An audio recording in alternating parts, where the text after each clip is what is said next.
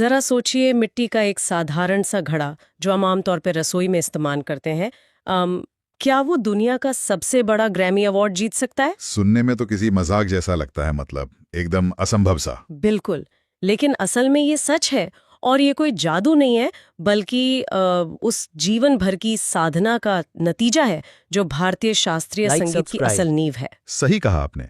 एक आम सी चीज को छूकर उसे असाधारण बना देना ही तो असली कला है। हाँ, और जब कोई भी जिज्ञासु इंसान इस गहरी दुनिया में जाता है ना, तो सबसे पहले उसे नामों और घरानों की एक बहुत लंबी लिस्ट दिखती है, जो मतलब किसी पुरानी टेलीफोन डायरेक्टरी जैसी लगती है। और इतने सारे दिग्गज हैं, इतने सारे अलग अलग वाद्य यंत्र हैं, ऐसा लगता है जैसे जानकारी का कोई बहुत भारी भरकम पहाड़ा खड़ा हो जिसे रटना तो नामुमकिन है। इसीलिए आज की इस डीप डाइव में हम एक बहुत ही दिलचस्प स्रोत का विश्लेषण कर रहे हैं, जिसका नाम है masters of melody, Indian classical instrumentalist and mnemonics. और ये स्रोत सिर्फ कोई सूखी लिस्ट नहीं है, ये एक तरह की चीट शीट है। हाँ, और हमारा आज का मिशन इन सूचियों का रट्टा मारना बिल्कुल नहीं है, बल्कि इसमें दी गई जो निमोनिक्स या मेमोरी ट्रिक्स है ना, उन्हें डिकोड करना है, ताकि ये महान नाम आसानी से हमेशा के लिए याद हो जाए। तो चलिए तारों वाले वाद्य यंत्रों के जादू से शुरू करते हैं।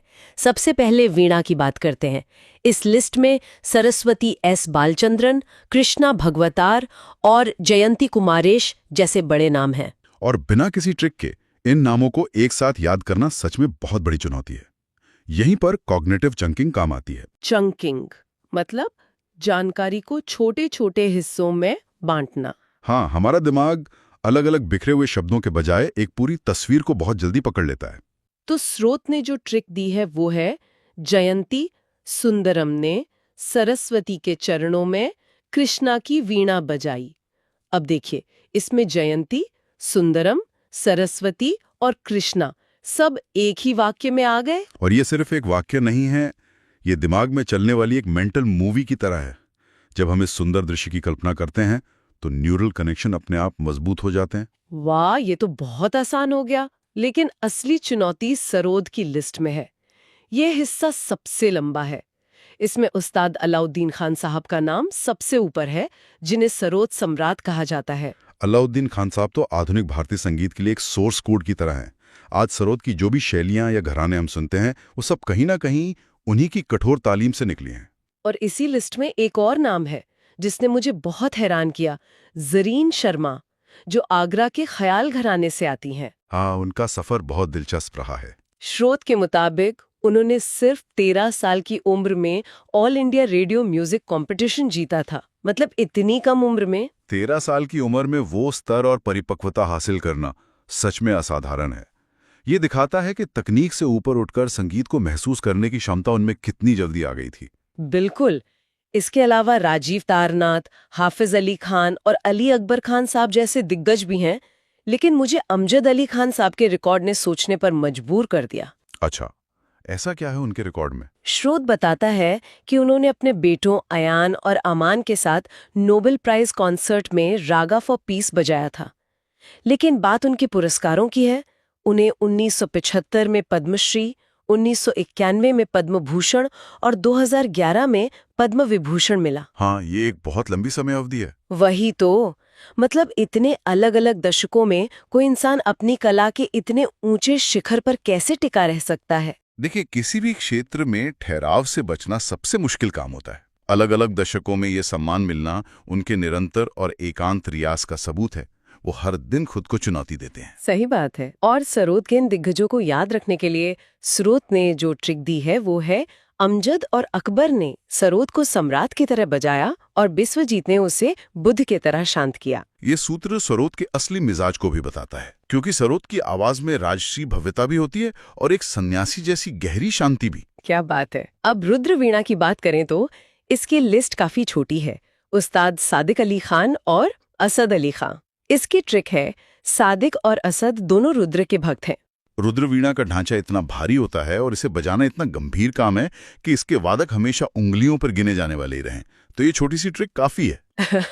अच्छा, तारों वाले वाद्य यंत्रों से आगे बढ़ते हैं और सुरों के अनुकूलन की बात करते हैं। वायोलिन। मुझे यहाँ एक बहुत बड़ा विरोधाभास लगता है। कैसा विरोधाभास? लिस्ट में टी.एन. कृष्णन, एल. सुब्रमण्यन और डॉक्टर एन राजन जैसे महान भारतीय शास्त्रीय दिग्गजों के नाम हैं।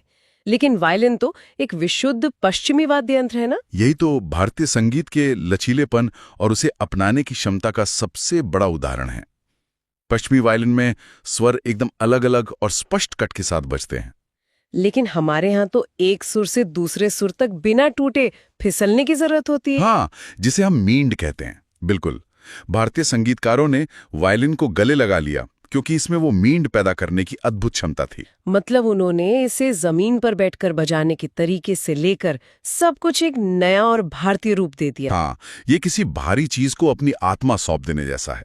इसकी ट्रिक भी बहुत पौराणिक है। कृष्णन और सुब्रमण्यम ने विष्णु के लिए वायलिन बजाया।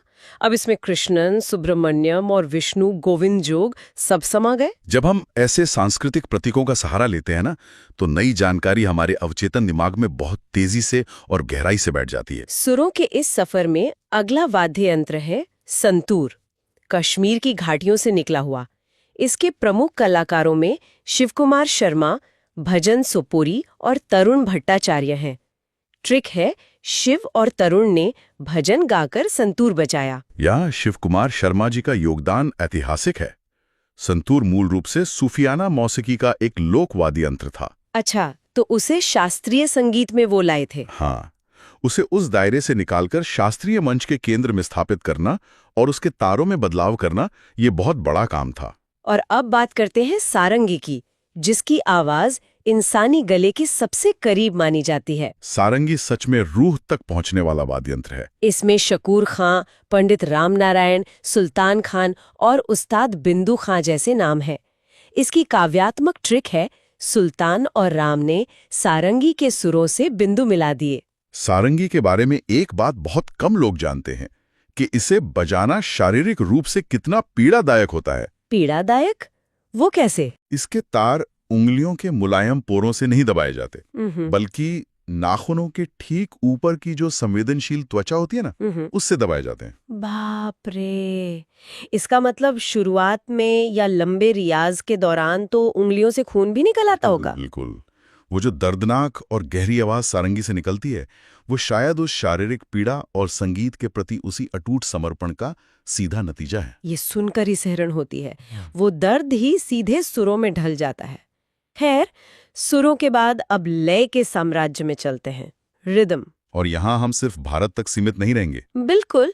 सबसे पहले मृदंगम, केरला के टी गोपाल कृष्णन और पालघाट आर रघु। इसकी ट्रिक बहुत विजुअल है। गोपाल और रघु ने मृदंग बजाकर केरल को मंत्रमुग्ध कर दिया। मृदंगम कर्नाटक संगीत की लय का मुख्य आधार है। चमड़े की परतों से गूंज पैदा करने का एक पूरा विज्ञान है इसमें। इसके बाद पखावज का नंबर आता है। ये लिस्ट बहुत दिलचस्प है। कुणाल पाटिल, केलुचरण महापात्रा, पंडित भवानी शंकर। ट्रिक है, केलुचरण और भवानी ने लक्ष्मण के दरबार में पखावज बजाया। लेकिन एक बात है। क्या बात है? स्रोत में लिखा है कि केलुचरण महापात्रा सिर्फ पखावज ही नहीं बजाते थे, बल्कि वो एक बेहद मशहूर ओडिसी नर्तक भी थे। ये देखना बहुत दिलचस्प है कि एक कला दूसरी कला को कैसे निखारती है। एक नर्तक जब पखावज बजाता है तो उसे सिर्फ ताल नहीं बल्कि शरीर की गति और ठहराव की भी गहरी समझ होती है। सही कहा।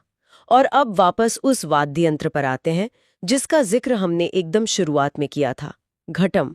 हाँ, वो मिट्टी का घड़ा। इसके वादक हैं टी.एच. विनायक राम और ई.एम. सुब्रमण्यम। ट्रिक है, विनायक ने घड़े में संगीत भरा। 1996 में विनायक राम जी ने घटम के लिए ग्रैमी अवार्ड जीता था। ये कैसे संभव हुआ? क्योंकि ध्वनि सिर्फ आकार से नहीं बल्कि दृष्टि से पैदा होती है। घटम बनाते समय मिट्टी में लोहे और तांबे का चूरा मिलाया जाता है, जिससे एक विशिष्ट धात्विक गूंज पैदा होती है। और उसे पश्चिमी दुनिया के बीच ले जाकर ग्रैमी जीतना। ये पूरी तरह से विनायक राम जी के उस विजन का परिणाम था। उन्होंने दुनिया को दिखाया कि भारतीय लय का गणित कितना असीमित है। कमाल है। और वैश्विक मंच की बात करें तो स्रोत में सिम्जनी यानी पश्चिमी संगीत निर्देशन का भी उल्लेख है, और इसमें सबसे बड़ा नाम है जुबिन मेहता। जुबिन मेहता का नाम तो पश्चिमी शास्त्रीय संगीत में बहुत सम्मान से लिया जाता है। ट्रिक एकदम सरल है। जुबिन मेहता ने पूरी दुनिया में सिम्जनी का नाम रोशन किया।